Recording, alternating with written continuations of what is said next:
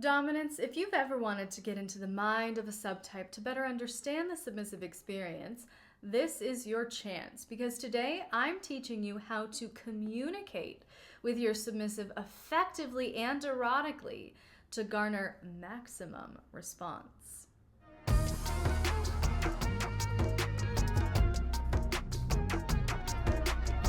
But before we jump into it today, let's quickly recap the content we covered last week when we contrasted the stereotypical depiction of a controlling pseudo-dom versus a healthy dominant who has built the trust to be allowed to guide their submissive.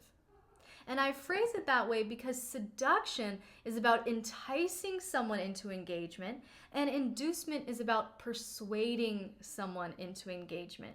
And both require an eager buy-in. Essentially, effective seduction crafts a winning emotional argument that someone willingly buys into, and effective inducement crafts a winning intellectual argument that someone willingly buys into. Manipulation, however, is always after control and usually includes a degree of deception, because manipulation fundamentally acknowledges that the manipulator is going against the will of another to accomplish what they want.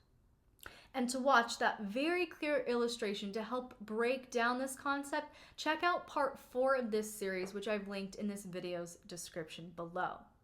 And this concept is super important because if we're not manipulating or controlling anything in the dynamic, the submissive must choose freely to follow our guidance. But this can only happen when you win the submissive to you first.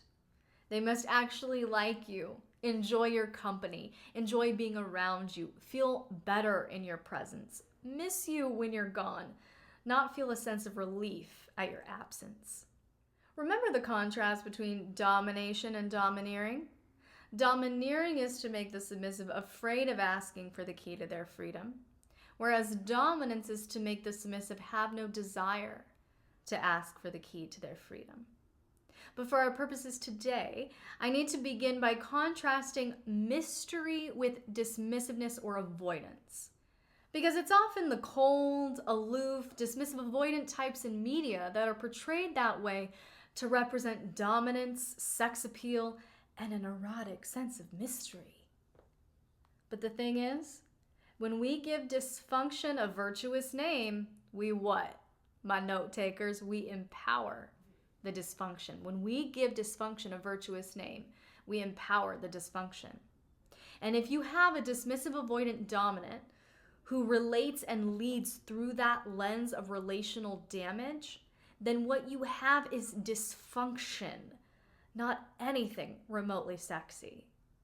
Now, perhaps at first, this dismissive demeanor may present an air of confidence and mystery. But if you as the partner to that type can never get them to initiate, can never get them to lead, can never get them to stay consistent, communicate, or be present, that initial sexy spark will dim fast. Especially because communication is the 4th trait submissives seek from a dominant. Submissives are seeking a dominant who is secure enough to be open and confident enough to be transparent. They want someone who knows how to actively listen and subsequently engage with the information. They want a dominant who will initiate conversation and won't try to avoid tough discussions. And submissives want and need someone to do so consistently. Because it's consistency in any positive behavior that heals old wounds, redeems past traumas, and models new healthy patterns. Consistency creates safety, and communication is the gateway to connection. What does that mean? Consistent communication creates an open and welcoming door for your submissive to reach you. This means, first and foremost, that ghosting is never an option, and the silent treatment should never be used as punishment. Additionally, consistently open communication requires equal parts initiative and vulnerability.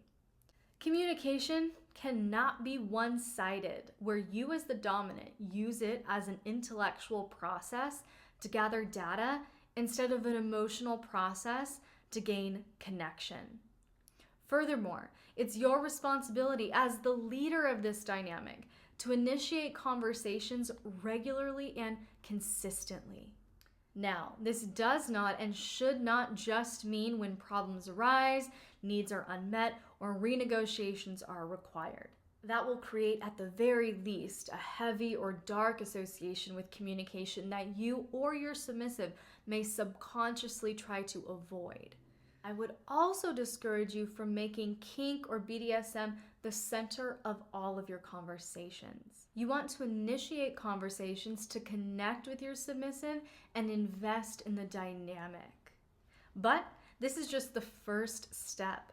In my new high demand dominant bundle, I not only have 4 more practical action steps that will teach you how to clearly and consistently communicate with your submissive. Just go over to patreon.com/LXerotica to get instant access to this amazing new resource. And be sure you're subscribed and have those notifications turned on so you won't miss next week's video, where we're discussing the importance of integrity in your DS dynamic and how to operate with the utmost honor as a dominant.